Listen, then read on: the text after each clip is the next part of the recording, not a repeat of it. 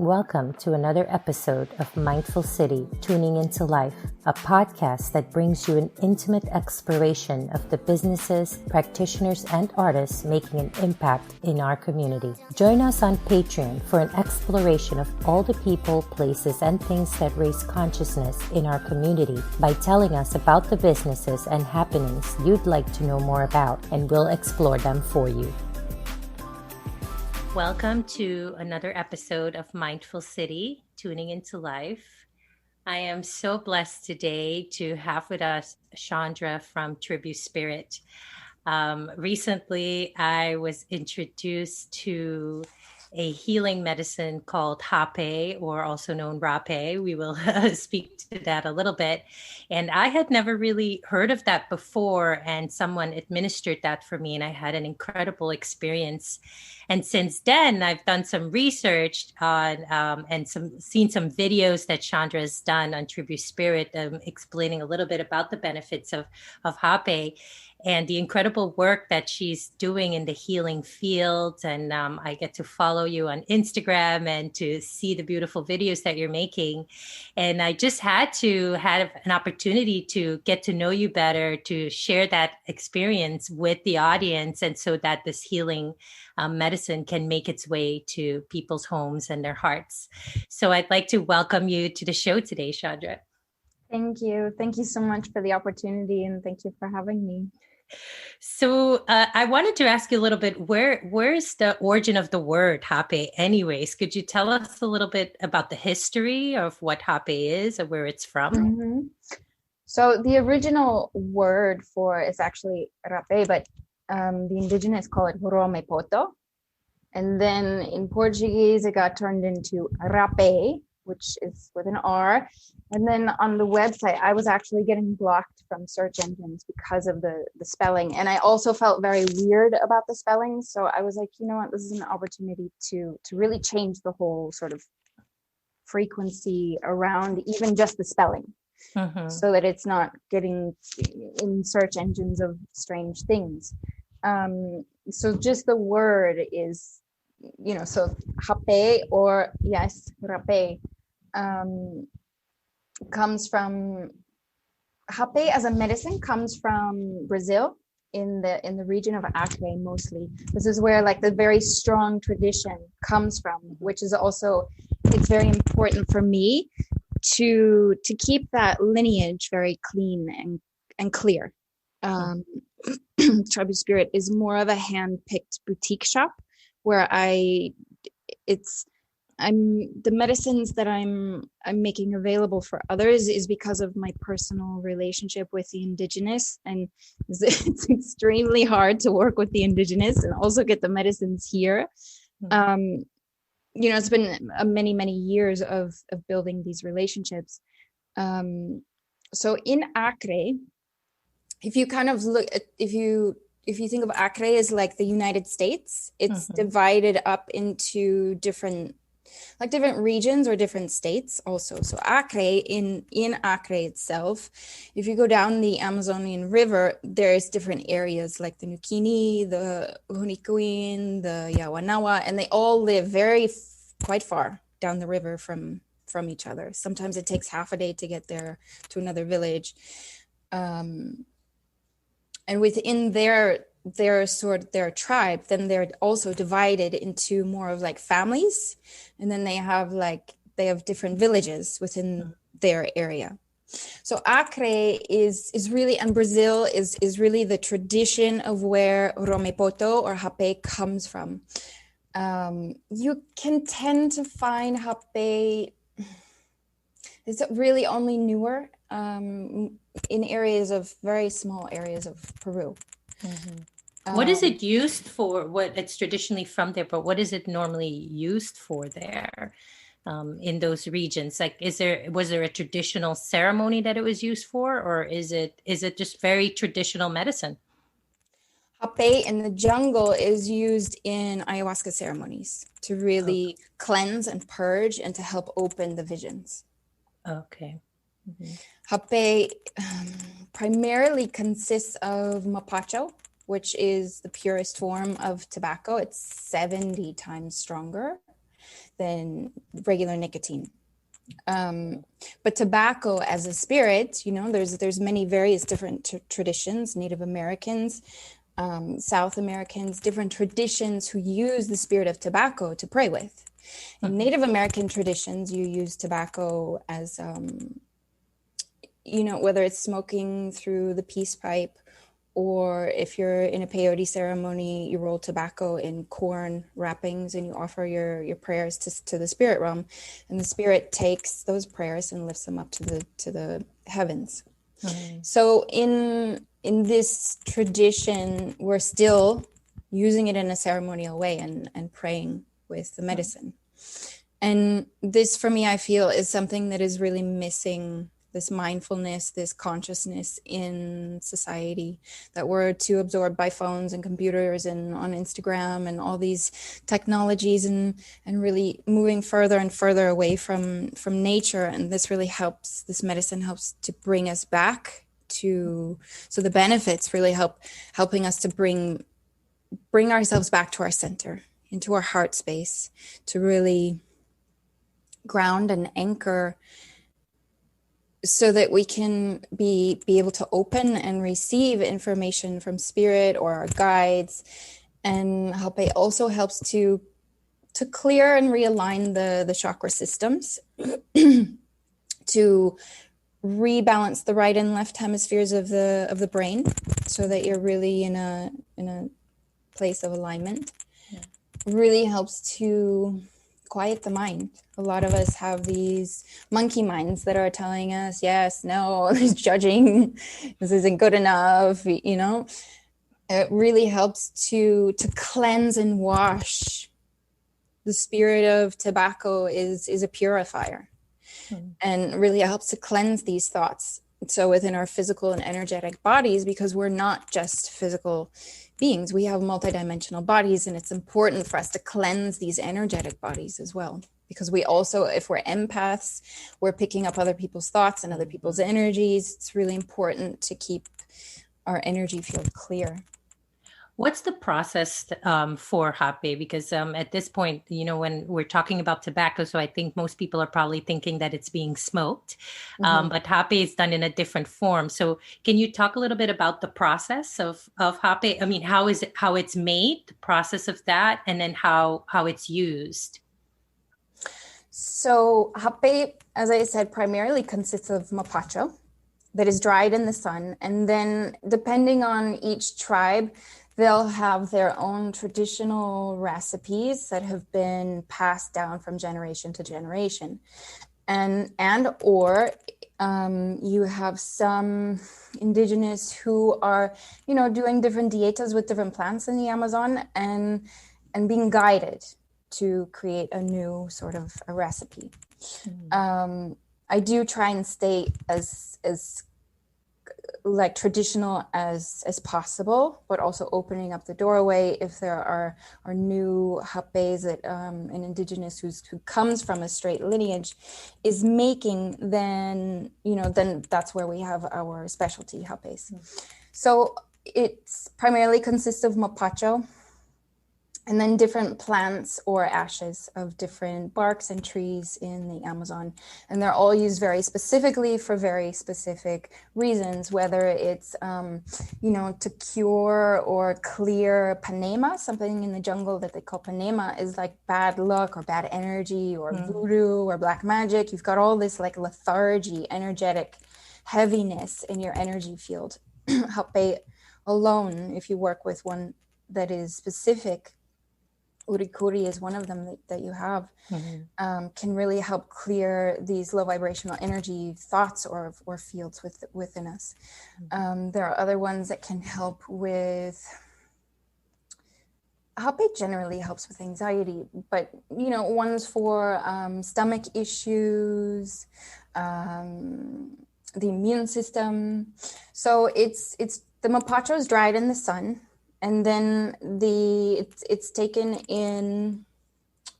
Well, people can't see me, so I'll try and explain. You can show me and Alex explain.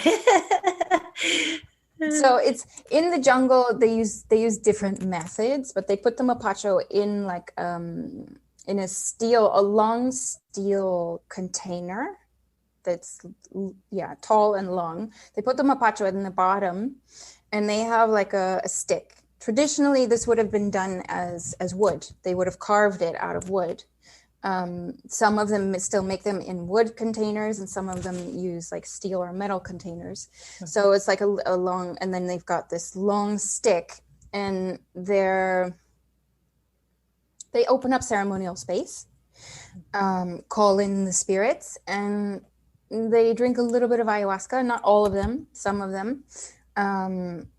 In my personal experience, the medicine, the ayahuasca in the jungle is quite weak. So it's just to really connect into the spirits. And then everybody kind of takes turns, in the jungle, there's like people who are traditional, or like they're being called to maybe sing more or play guitar more or learn about the medicines more. So everybody in the tribe gets together. There's like kind of a core group that makes Hape. And so they'll start playing music and singing, and everybody's like in this way there are prayers being offered through the songs and the spirits of the forest, really. And it takes quite a long time to make Hape. So that's just the mapacho part. It's pounded into a very fine powder, and then it's put into like a giant bowl with like a sieve or like a cloth on top, and then you swirl it until it's all the fine powder sits at the bottom, and then you also mix it then with the ash. So once it's in a very fine powder, and this process, good Hape should be processed at least 3 times, and it takes a while. So the part that was interesting to me for my first experience, trying Hape, someone, asked me, and I wasn't quite sure. And then they were explaining it to me, and they said, okay, it seems very natural. I'm going to go ahead and give it a try. And then I realized that it was administered through the nostrils. So, from my own experience in Ayurveda, I realized that that's really a direct route for medicine to go. Could you share a little bit with why that is used and what the process is of when it gets ingested through the nostrils? Anytime we're ingesting a medicine, if you would, and I say plant medicine. Yeah. if you're ingesting a medicine through the stomach, obviously it has to go through the stomach acids and be broken down and processed. If you're smoking something, it's a lot quicker. It also it goes into the lungs and then also into the brain, but this goes into the blood-brain barrier, really activating and working within in the sinus cavities within here of smelling, seeing. There's these nadis throughout our whole body. If you're talking about the Ayurvedic system, also within the ears, sometimes my ear channels get open, which is very rare. But there was the Madrecita actually did this. We're not carrying it anymore, but I heard Madrecita speak, the spirit of ayahuasca speak in my ear, and then I started crying. But it also goes up into the third eye area and the top of the crown. So in these energetic systems, which you can also say, yes, okay, they're chakra systems, but they're also the nadi systems. So it definitely helps to open up, in the sinuses and and that area right there.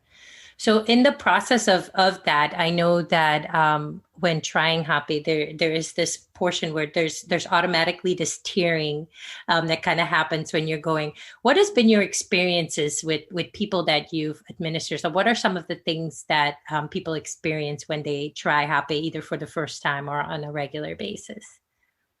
Yeah, the natural things that will happen is that it's breaking up stuck block energy. So after it's administered, or if you administer it to yourself, you should actually, it's a good sign, you should almost always tear. That way that you've gotten the medicine into. And there's also various places. I should probably do a new video on this, but if you serve yourself in a specific angle, if you do it more towards yourself, Hmm. It's not going in properly. You really need to, once you put that pipe in your nostril, really aim for your third eye so that it really goes up into the blood brain barrier. So there's tearing. Sometimes there is an excess and should always create saliva, the activation within the saliva, which is, we have different ways of excreting toxins or stuck energy out of the body. Tearing, saliva. Sometimes on occasion, people might purge. They really shouldn't, but some people have. If you're purging, know that this is a good sign. Don't. Some people, when they start using Hape, it can be a little bit like, whoa, this is really intense for me. I purged, or I'm getting sick, or I feel nauseous. That's because the medicine is working. Hmm. If there's really stuck energy or blockages within the system that need to really be released, there most certainly will be purging or nausea. And it shouldn't be taken if they have an allergic reaction to tobacco. And so if people are using a Hape and they're feeling like, oh, it's really strong, I want to keep using it, but I don't like the way that I feel, I just want to encourage people to, maybe give yourself some time period of a break. Like, okay, maybe instead of doing it every day, try every 3 days or once a week. Really check in with yourself of what's right for you. And then maybe do a smaller amount so that it's not overwhelming. Typically, everyone should be doing like a pea-size amount, and then divide the medicine, press the medicine down and divide it in half, and then, set your prayers and your intentions always beforehand, and then administer the medicine. Then you can also feel where the medicine is going. If you have like blockages, I tend to hold stuff in my like left side of my back, so a lot of times the medicine can tend to like help me release that and just really like loosen up my body. The medicine will go to specific areas and it will show you, oh wow, maybe, and it'll bring awareness, like maybe I'm holding on to something in my heart. My heart feels like it's like there's a cage around it energetically, and so then we can sit with the medicine and start working with it in our meditations. And that's when I start doing energy work. I'm an energy worker, so then I'll clear whatever I feels in the field. Hape is one of the tools of what you use in the energy work that you do. What are some of the other healing methods that you use and really, because, nowadays when I think of healing, there's so many levels to healing and there's so many different things people are dealing with. So what are you doing in your practice right now? What are some of the practices, healing practices you're providing? I do a method called ETR, which is energetic transfer reset. It's a channeled method that is working with the Arcturians, but because I work with a group of beings called the Auroras, I also incorporate them in all my work that I do. And like a group of like 250 beings, so there's a lot there. There's a whole spirit team. But this method of energy work is to really, I just act as the bridge and the vessel to basically clear whatever low vibrational energies that the person has, also entities and implants, to receive that. And because I'm a starseed and like am who I am and have worked super, super hard on my energetic field and I'm able to hold the density of low vibrational things to transmute it into a higher vibration and release it into the light. So it's me and the spirit team. We do that together. And transmute it into light. We also we clear karma and soul contracts so that you're not having to really go through a lot of deep pain and suffering in order to grow. We also can communicate with your DNA to reset the aging process. So it doesn't happen instantly, but we work on reversing the age. And all of these things, that can be proven by Bruce Lipton's work. He's speaking a lot about this scientifically, that it can be done. We can communicate with our DNA and our cellular structure. So this is one method that I offer. It's incredibly powerful. I like to do group sessions because my whole mission is like, how can I help as many people as possible in the shortest amount of time? And I believe you came on were you at a Hape ceremony or an ETR? Yes, I joined on a Hape ceremony that you did on Zoom. Okay. Yes. Yeah. That Yeah. was an incredible experience. It really was. It's such a blessing. Thank you. Yeah, it was really beautiful. So I do ETR. Then I also, I've been working with energy for a really long time. I would say probably since, oh no, actually before my journey with medicines. I'd always been drawn to energy healing. And then when I started working with medicine, it was like, oh wow, because when you're in ceremony and you're in medicine, you can feel your whole body activate, everything around you, the universe activating, and you understand energy lines. And so